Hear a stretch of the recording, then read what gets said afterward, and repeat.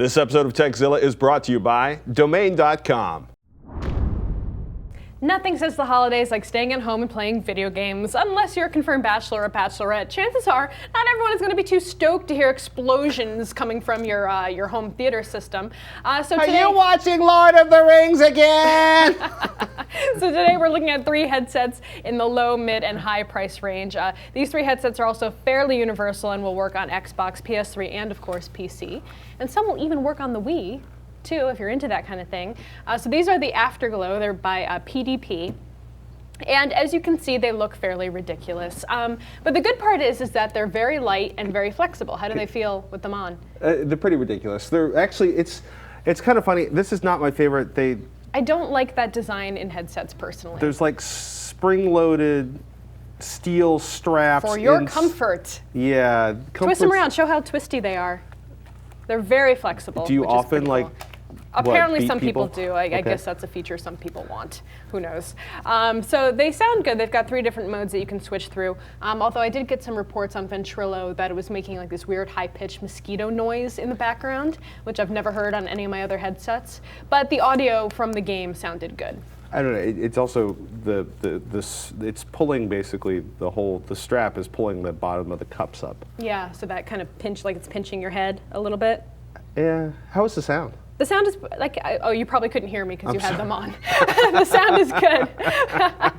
And you can also turn off the lights if you hold that button on the left-hand side down for a few seconds. It'll turn off that ridiculous LED light.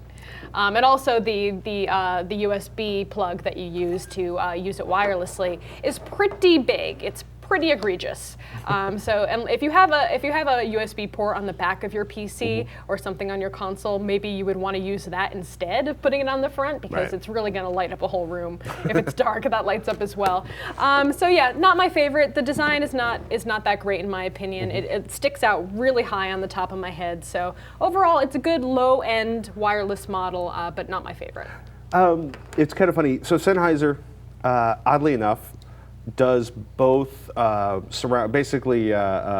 surround sound headsets and stereo headsets, but no wireless headsets that I know of for gaming. No wireless headsets. This one is like a mid-range model. It's about $170. I liked this. I thought it sounded really good. I thought it was very comfortable, which for me is super important because if you're gaming for multiple hours at a time, you want to not feel like your head is being crushed. So this is the microphone here on the side. If you flip it up, that's actually going to mute it, which is pretty cool. That's pretty awesome. And overall, I thought the design is really nice. It's understated. It's not too flashy. I know not too many people are going to be watching you game anyway, but if you care about personal aesthetic, then there you go. That's a good one for you. It's got controls here on the side, right here for game audio and chat audio, which is nice. So of course, a lot of headsets that are wireless have that integrated into the cups on the top, so you don't have to have something connected to it. But of course, it doesn't have that option. Bass boost and side tone are the other 2 settings. The side tone was a little bit weird. It gives you kind of like an echoey experience, I noticed. The bass boost was fine though. So if you like a roomier, kind of bassier sound to your games, then click that one on. But it's a Sennheiser product. I trust that it will sound good and last me a good amount of time. So if wireless is not something you desperately need, those are a good option for sure. And actually, it's kind of surprising. For under $200, for under $160, they have Dolby 7.1 surround sound. If you're into the sort of synthetic surround sound coming out of your headphones, and they have the best tagline of all, which is a sofa for your ears. Because it's supposed to feel like a sofa on your ears.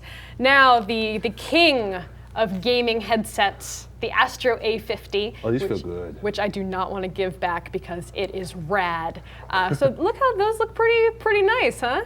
They look good on you. They feel wonderful. They're large. I mean, they're big. But apparently so is my head based on the...